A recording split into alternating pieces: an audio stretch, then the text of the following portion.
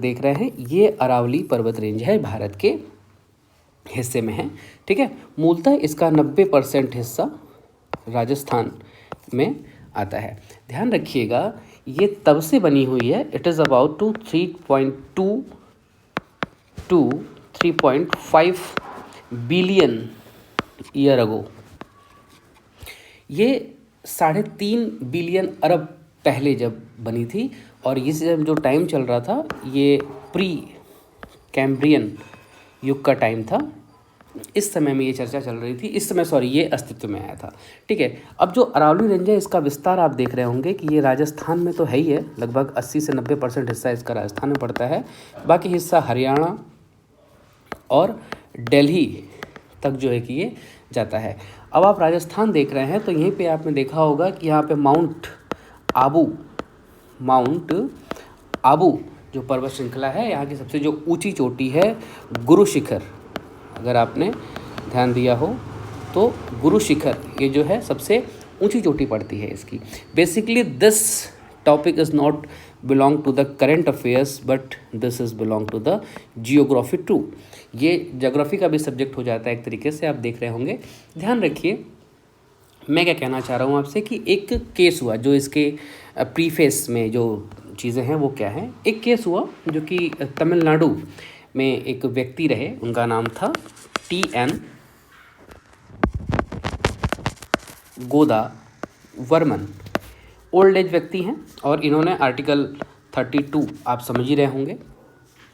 Article 32 के व्यक्ति इसके द्वारा व्यक्ति सीधे सुप्रीम कोर्ट में अपने किसी टॉपिक को लेकर बात कर सकता है। तो आर्टिकल 32 के परिप्रेक्ष्य में इन्होंने एक केस गवर्नमेंट ऑफ इंडिया के सामने रखा, और इस केस में उन्होंने कहा कि जो हमारी पहाड़ियाँ हैं इसे काटा जा रहा है और इस पर जो है कि सुप्रीम कोर्ट को सख्त निर्णय लेने की आवश्यकता है। दरअसल ये केस नीलगिरी से संबंधित था, नीलगिरी पहाड़ियों से संबंधित था, लेकिन अब मामला चूँकि अरावली रेंज तक कहा गया है तो इस पर भी चर्चा करना आवश्यक है। ध्यान रखिएगा इसी केस को बेस बना के हम आगे की चीज़ें देखेंगे। अभी सुप्रीम कोर्ट ने इस पर एक नया डेफिनेशन दिया है और यहीं से मामला गड़बड़ हो गया है। जो नया डेफिनेशन दे रखा है उसमें सुप्रीम कोर्ट ने कहा है कि अरावली रेंज में जो 100 मीटर लेस देन 100 मीटर्स के पर्वत श्रृंखलाएं हैं उन्हें अरावली रेंज की श्रृंखला नहीं मानी जाएगी, उनमें कटौती, उनका खनन करा जा सकता है। यानी कि एक नियम के तहत दे दिया है कि अब इसकी परिभाषा चेंज हो रखी है। लेकिन ध्यान रखिए 2010 में फॉरेस्ट सर्वे ऑफ इंडिया ने जो रिपोर्ट निकाली उसमें बताया कि 12,081 पहाड़ कुल हैं किसमें, अरावली रेंज में। और आज की डेट में जब ये रिज़ल्ट आया है तो 1048 पीक्स अब रह जाएंगे। क्यों? क्योंकि इसकी सीमा क्या कर दी गई है, 100 मीटर से कम कर दी गई है। इसका मतलब ये है कि अगर 100 मीटर्स जो सुप्रीम कोर्ट का नया डेफिनेशन है उसके according less than 100 metres of mountain peaks are not considered as the Aravalli range, इसके चक्कर में क्या होगा कि अरावली रेंज के 90% भाग को डिस्ट्रॉय किया जा सकता है, वहाँ पे मानवीय गतिविधियों को बढ़ाया जा सकता है। अभी जो है कि जो CEC है ये निर्णय CEC ने दिया है, ठीक है, सेंट्रल एम्पावरमेंट कमेटी इसको बोला जाता है, उसने ये निर्णय दे रखा है। अब देखिए इसी में अगर हम शेड्यूल 6 को भी जोड़ लें तो शेड्यूल 6 को जोड़ने का क्या मतलब है।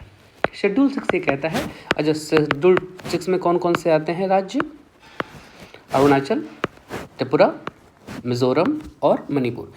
शेड्यूल 6 ये कहता है कि लोकल जो संसाधन है उस पर जो अधिकार होगा वो लोकल संसाधन का, लोकल लोगों का होगा, न कि सेंट्रल गवर्नमेंट का। ठीक है, अभी सेंट्रल गवर्नमेंट के हस्तक्षेप से वहाँ पे जो है कि ये चीज़ें करी जा रही हैं। आप देखेंगे कि अरुणाचल, त्रिपुरा, मिज़ोरम और मणिपुर में इसी लोकल बॉडीज़ के हाथ में ये सब कुछ पावर देने की वजह से वहाँ पे जो है कि वन संसाधन आज भी जीवित हैं, वन्य प्राणी आज भी सांस ले रहे हैं खुले में। अब आप समझिए कि इसी अरावली रेंज में, मैं थोड़ा इसे साफ कर दे रहा हूँ, इसी अरावली रेंज में बहुत सारे खनिज पदार्थ पाए जाते हैं। साथ ही यहाँ पे रेप्टाइल्स जो रेंगने वाले जीव हैं वो भी यहाँ पे रहते हैं। अब आप समझिए कि इनके कट जाने से रेंगने वाले जीव समाप्त हो जाएंगे। आपको पता है कि सब चीज़ें इन्वायरमेंट को इक्वली बैलेंस करती हैं, और इस इक्वली बैलेंस के चक्कर में अगर हम किसी भी एक जीव जंतु के पूरे साम्राज्य, पूरे उसके वंश को ख़त्म कर देंगे तो निश्चित तौर पे प्रकृति का डिसबैलेंस हो जाएगा, और प्रकृति जो है कि निश्चित रूप से कोई ना कोई ऐसा स्वरूप ग्रहण कर लेगी जो कि मानवीय विकास के लिए प्रमुख कारण होगा या प्रबल कारण होगा। तो ध्यान रखिएगा कि इस वजह से अब यहाँ पे खनन की अनुमति दे देने से क्या होगा कि 90% आप समझ लीजिए इतना पहाड़ी कट जाएगी। ठीक है, तो ध्यान रखिएगा, यही आपके एग्जामिनेशन के लिए महत्वपूर्ण रहेगा। शेड्यूल 6 को आप जोड़ सकते हैं। Basically this topic of geography आपको ढंग से समझ में आ रहा होगा। मैं आपके लिए यहाँ पे 2-3 चीज़ें और ले आया हूँ, अगर आप उसे और ढंग से देखना चाहें तो वो ये है। अब देखिए, जो भारत का है ना, ये भारत का हमारे पास मैप है। अब ये हिस्सा जो है कि अरावली का है, ये हिस्सा अरावली का है और इसी पे लेके बहस चल रही है। ठीक है, यहीं से जो है कि अब आप एक चीज़ और समझिए कि यहाँ पाकिस्तान, फिर अफ़गानिस्तान और अन्य देश, ये ठंडे प्रदेश है। अब यहाँ से जो ठंडी हवाएं आ रही हैं ना, यहाँ पे जो बर्फीला प्रदेश है, ठीक है, इस बर्फीले प्रदेश को यही अरावली रेंज रोक रही है ताकि उत्तर भारतीयों की ओर बहुत ज़्यादा ठंडक न आ सके। अब आप समझिए, अगर इसको आधा काट 90% के आसपास का हिस्सा काट दिया जाएगा तो यहाँ से धूल, जो कि पाकिस्तान, अफ़गानिस्तान, यहाँ से धूल बालू यहाँ पे आएंगे और यहाँ पे जमा होंगे, यानी कि दिल्ली का जो प्रदूषण है वो कई गुना बढ़ जाएगा। साथ ही साथ मैंने आपको बताया कि सिर्फ एक क्षेत्र विशेष को दिक्कत नहीं होगी, वहाँ आसपास के लोगों को भी दिक्कत होगी। पंजाब, हरियाणा, नागालैंड सभी इससे जो है कि घिर जाएंगे। साथ ही साथ जो है कि हमारा उत्तर भारत का जो राज्य है वो भी इससे बचा हुआ, अछूता नहीं रह जाएगा। ठीक है, मूल रूप से अगर अरावली हम बचा लेते हैं तो अरावली को बचा लेने से क्या होगा कि ये एक शील्ड की तरह काम करता है और यहाँ से धूल, बर्फ़ आदि आने से रुक जाती हैं। आपको एल्बिडो पता होगा।